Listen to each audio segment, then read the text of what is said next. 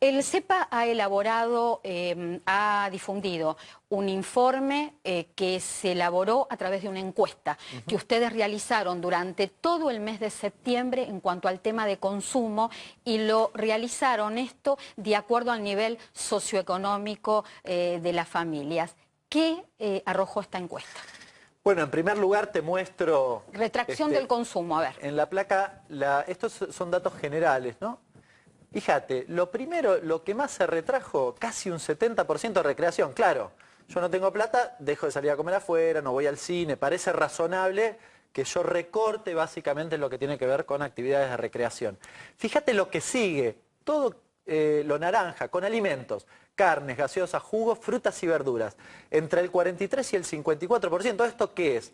Más de o prácticamente la mitad de la gente dijo: yo reduje mi consumo en alimentos. Es decir, que cuando ustedes fueron a encuestar, lo que evaluaron en el decir de la gente fueron estos 7 rubros fundamentales en la vida cotidiana. Miramos estos 7 rubros, de nuevo, la mayoría de la gente te dice: bueno, claro, dejé de salir a comer afuera, hice actividades de recreación menos que antes, luego recorté en lo que tenía que ver con los alimentos, con la comida. Fíjate, luego viene combustible, bueno, ahí está un poco el sesgo de quien tiene auto y para qué lo usa, porque si es para trabajar tal vez no puede hacer demasiado ajuste. Tenemos que entender que la baja o el aumento del consumo en estos rubros tiene que ver con el nivel socioeconómico de la gente encuestada. En principio, esto es general. Ahora pasamos en un ratito al nivel socioeconómico. Pero quería mostrarte esto. Fíjate los 2 rubros que en principio tuvieron menos retracción. Pero fíjate de qué estamos hablando: lácteos y medicamentos. 34% de la gente nos dijo: recorté en lácteos, compré menos leche para los chicos, etcétera, etcétera. Y el 23% nos dijo: recorté medicamentos. Esto es realmente muy llamativo. Claro, pero ¿por qué fueron los 2 rubros de menos retracción? Porque no los podés obviar, porque son imprescindibles. Y además, lo que indica también es que cuando vos recortás en medicamentos o en lácteos es porque recortaste todo lo anterior. O sea, yo dejé de ir a comer afuera, claro, corté ya no hay de dónde. En la carne, los jugos, lo que sea. No cargo nafta y después ya no me queda más. Cuando no me te queda más, lo decías vos al inicio, cuando no tenés de dónde recortar, terminás recortando en una cosa que tiene que ver con tu propia salud, que son los medicamentos. En lugar de tomar 3 medicamentos por día, tomás 2 o 1, jugando de nuevo con tu salud. Esto quizás, si bien el dato de retracción es el menor, es un 23%, realmente muy elevado, y estamos hablando de situaciones extremas, digamos, nadie quiere recortar en medicamentos. Por supuesto que no. Otra placa, que ya la vamos a poner en pantalla, que tiene que ver con 2 rubros específicos: lácteos y medicamentos, claro, que vos mencionabas recién. Los 2 tal vez más sensibles que recién mencionaba. Fíjate acá está qué pasó según el nivel socioeconómico de la persona encuestada, ¿no? Fíjate, en el nivel socioeconómico alto, en el caso de los lácteos, igual la retracción del consumo de lácteos es del 24%, es muy significativa. El 60% consume lo mismo, el 16% básicamente no respondió. Hay un numerito en el medio, un 0, que es el aumento. Nadie aumentó el consumo de lácteos en ese segmento de ingresos.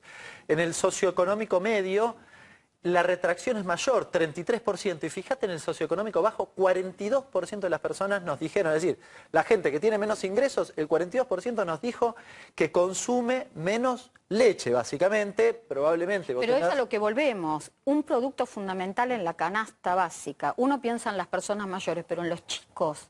No puede faltar la leche.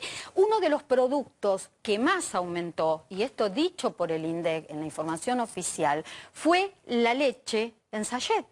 Uno de los productos de la canasta básica que más aumentó en el mes de septiembre fue la leche en sachet. El aceite, el pan francés, los fideos secos, la batata, me está diciendo Valeria. Es decir, productos esenciales de la alimentación. Pan, de hecho, por datos del INDEC, aumentó 66% en el año. Por el tema de la harina. Exactamente, la harina aún más. La harina aumentó 144% en el año, contra una inflación que estamos hablando del 32%. Es decir, hay productos que tienen que ver, vos lo decías de nuevo al inicio, con la canasta básica del consumo de los argentinos y sobre todo de los segmentos de menores ingresos, que han aumentado fenomenalmente por encima. Valeria, repetime lo que me estás diciendo por la cucaracha, porque no lo puedo creer. 1.000 pesos la bolsa de harina en la panadería. Por eso eso termina volcándose en el pan, por ejemplo. Y en realidad pasa una cosa muy sintomática, que es, el panadero no puede llevar ni el costo del gas, que es uno de sus principales costos, ni el costo de la harina, que aumentó a 1000, eso significa casi un 600% en los últimos 2 años, no lo puede llevar a la al kilo de pan porque no vende nada. Entonces, efectivamente pasa esto, el pan aumenta 60%, pero sus costos aumentaron 3 veces más. Casi 150%, es decir, el panadero también está perdiendo. Uno a veces se enoja con el panadero porque el pan está más caro, pero el panadero también está perdiendo claramente, además de y el panadero es una pyme, una pequeña pyme que la está pasando mal, y esto que decimos siempre, hay que cuidarlas. ¿Por qué razón? Porque las pymes generan el 70% de el empleo que se da en el sector privado. Argentina tuvo en un mes, en el mes de septiembre, la mayor inflación que 152 países en todo un año. Y además, en el ranking de países con inflación, está entre los 5 primeros. Sí, efectivamente. No, yo comparto, a ver, la retracción del consumo tiene, visto desde exclusivamente de la cuestión macroeconómica, tiene impactos negativos. Gastás más plata después, gastás más plata. Exactamente. Fíjate en el caso de los medicamentos, así te completo finalmente la placa. Bueno, sucede algo parecido, pero en el nivel socioeconómico alto, que uno podría decir, bueno, quizás lleva mejor una situación crítica, de todas formas el 15% recortó su consumo de medicamentos. Naturalmente, en el caso del nivel socioeconómico bajo, duplican ese guarismo, 29%, casi el 30% nos dijo que efectivamente redujo su consumo de medicamentos.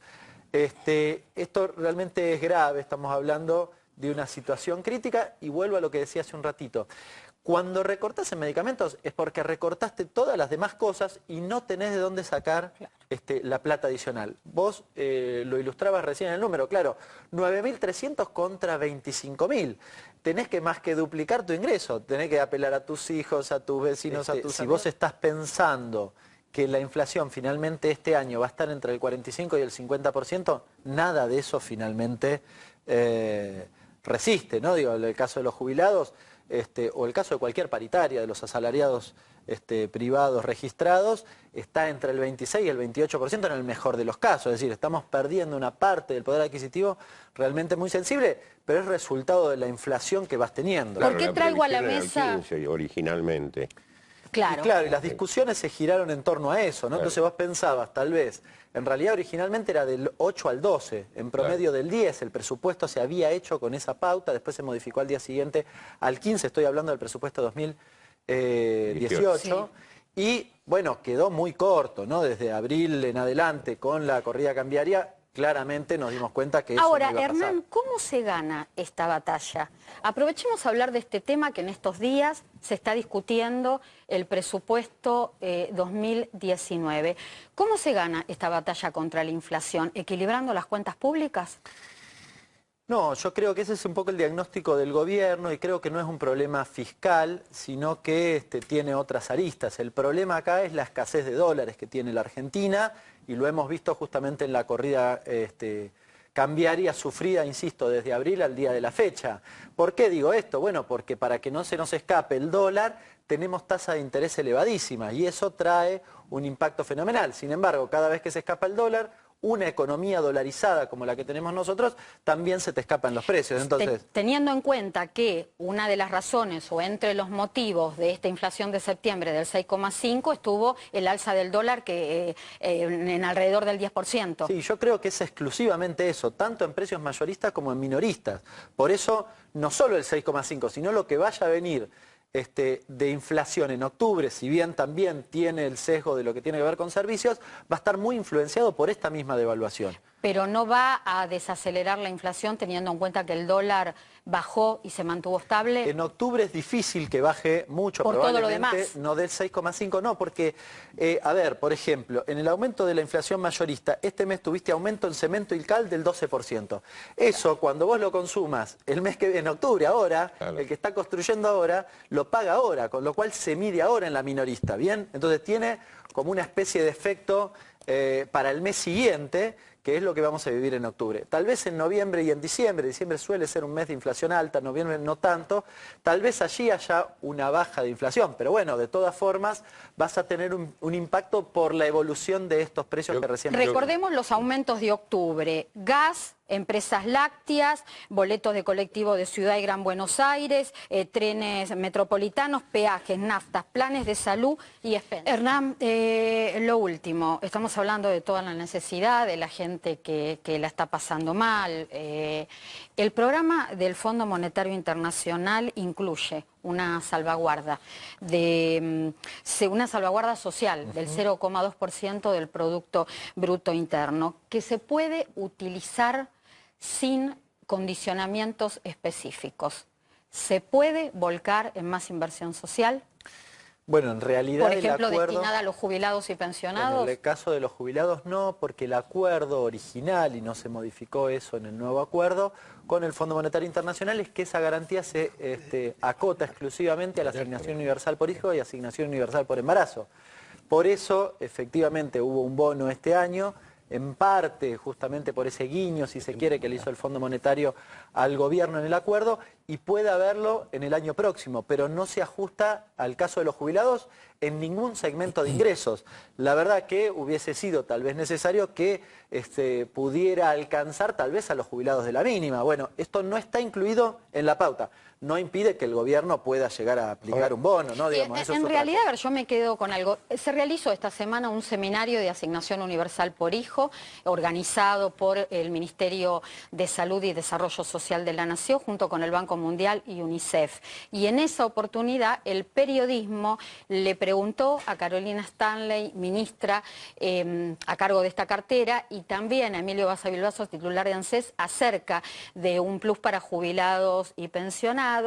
Y en realidad lo que dicen, de alguna manera unificando sus declaraciones, es que están siguiendo la situación social muy de cerca, que no hay previsto absolutamente ningún pago adicional para jubilados y pensionados, pero bueno, en definitiva nada está descartado. De hecho, si a esto lo unimos de alguna manera a las declaraciones que realizó el ministro de Hacienda, Nicolás Dujovne, días anteriores, cuando se le preguntó acerca de este tema, dijo: por ahora no. Por ahora no lo estamos evaluando, así que yo ese por ahora lo tomo con una cuota de esperanza. Con una contradicción más.